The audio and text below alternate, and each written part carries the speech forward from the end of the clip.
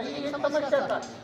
तर अशा अनेक समस्या आहेत आणि अशा प्रकारची समस्या घेऊन आपलं उपकरण हे बनवायचं असतं. परंतु काल जेव्हा आपण विज्ञान प्रदर्शन जर बघितलं तर याच्यामध्ये प्रत्येकाकडे कुठल्याच साहित्य होतं. तर याला विज्ञान प्रदर्शन म्हणत नाही.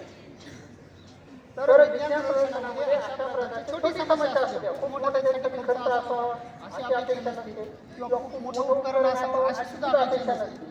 परंतु त्याच्यामध्ये आपलं जे तत्व आहे हे खूप महत्वाचं असतं आणि छोट्याशा तत्वावर आधारित जे उपकरण असेल की ते समाजाला उपयोगी पडेल, समाजाच्या समस्या सोडवेल अशा प्रकारचं उपकरण हे अपेक्षित असतं.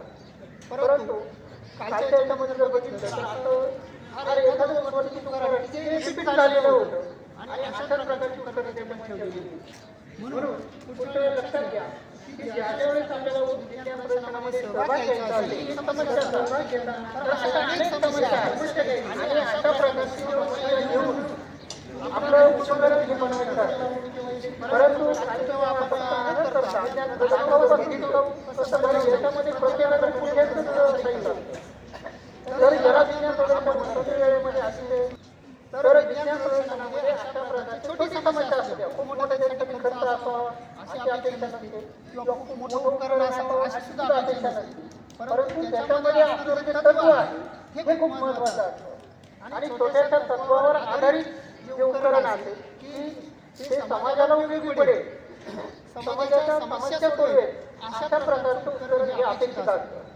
परंतु कालच्या याच्यामध्ये जर बघितलं तर असं एखादं महत्वाचं उपकरण जे रिपीट झालेलं होतं आणि अशा प्रकारची उपकरण त्याच्यामध्ये ठेवलेली होती. म्हणून कुठे लक्षात घ्या की ज्या वेळेस आपल्याला विज्ञान प्रदर्शनामध्ये सहभाग घ्यायचा असेल तर सहभाग घेताना आपण एक समस्या घ्यायची आणि या समस्येवर उपाययोजना म्हणून तुम्ही फार मोठं खर्च किंवा मोटर लावून किंवा इलेक्ट्रिक अशा प्रकारचे खर्च न करता टाकाऊपासून टिकाऊ कसं बनवता येईल अशा प्रकारचं उपकरण हे अपेक्षित असतं. तरी सुद्धा आपण कमी वेळेमध्ये असे सुंदर असं विज्ञान प्रदर्शन त्याचं आयोजन झालं तर निश्चितच आपल्या सर्वांना धन्यवाद देतो.